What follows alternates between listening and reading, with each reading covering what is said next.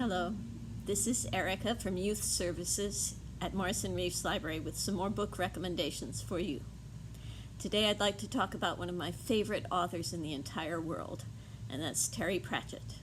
He is exceedingly well known in the United Kingdom, one of the best loved authors ever there, and he's very well known by many people in the United States also. He's a fantasy writer with a wonderful sense of humor, very witty, and also a great deal of heart and understanding of the human condition. He's written some books for young people. The first one I want to recommend is called We Free Men. I don't know whether you can see in the picture on the cover, but some of the main characters are little blue men, 6 inches tall, who wear Scottish kilts and talk with an extremely strong Scottish accent, which is sometimes difficult to decipher. But they are a hoot, and they are protecting and also challenging a young girl named Tiffany Aching, who's 8 years old in this story, and who has to save her younger brother from kidnapping by the Queen of the Fairies. Now, this kind of fairies is not the sweet, twinkly kind with little wings on their back like Tinkerbell. These are kind of evil elves who like to kidnap human beings and bend them to their will. So Tiffany Aching sets off, armed only with an iron skillet, to challenge the Queen of the Fairies. And she discovers many things about herself and her family and what it means to be somebody who stands up for what is right. Highly recommended. If you like the We Free Men, then you might also like the sequel to it, which is called A Hat Full of Sky. This is about Tiffany when she's 11 years old, and she's determined that she is going to be trained as a witch. Now, these kinds of witches are not evil people. They are women who are sort of a combination of doctor, nurse, counselor, mediator, social worker. They only use magic as a very last resort. Usually they work with the people in the village to get them to do the right thing and help each other whenever possible. And the way you learn how to be that kind of a witch is not by going off to a school somewhere, not like Hogwarts.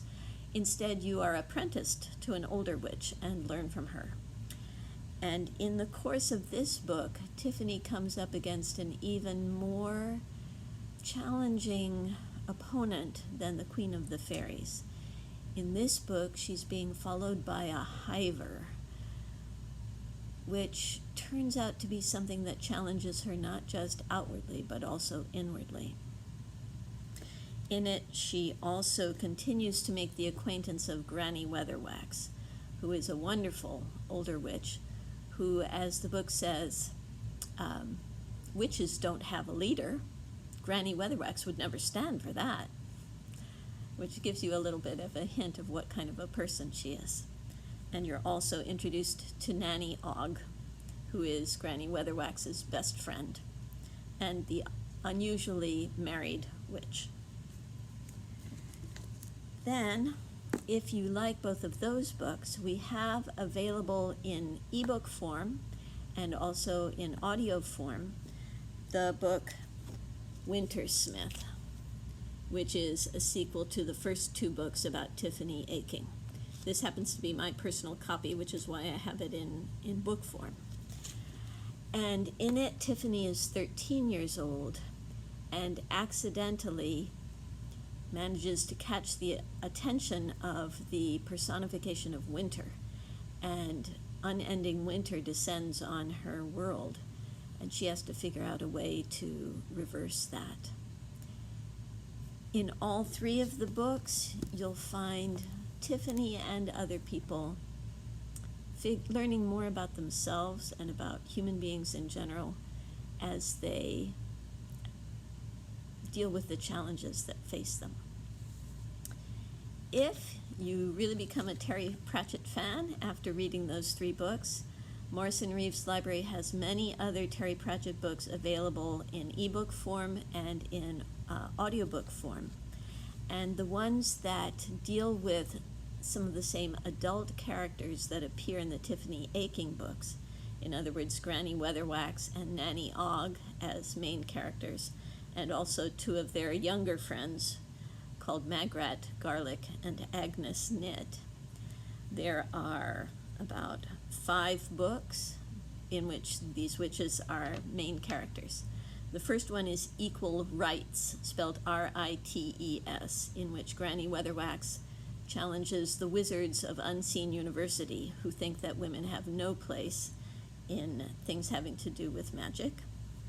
Weird Sisters, spelled W-Y-R-D, the weird part, in which they help the kingdom of Lancre to find its rightful king, and also in the process participate unwillingly in something that looks an awful lot like Macbeth's Three Weird Sisters. There's one called Witches Abroad, in which Granny Weatherwax and Nanny Ogg and Magrat Garlic travel to foreign parts and deal with mashed up fairy tales and setting things right with an evil witch who has started to cackle.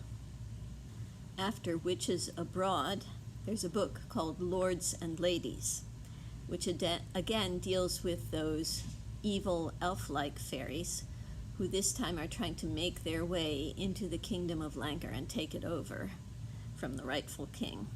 And the witches have to step up and make sure that that does not happen. And finally, there's one called Carpe Jugulum, in which vampires are trying to take over. And Granny Weatherwax is really tested to the extreme in her desire to stand up to creatures that also have very powerful magical skills, but are not on the side of the regular people who live in that country. So I think you can tell that I am a big Terry Pratchett fan. I have been for over 30 years.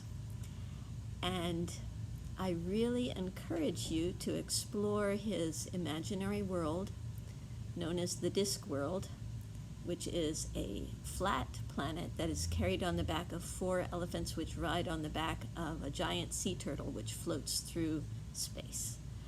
You won't regret it.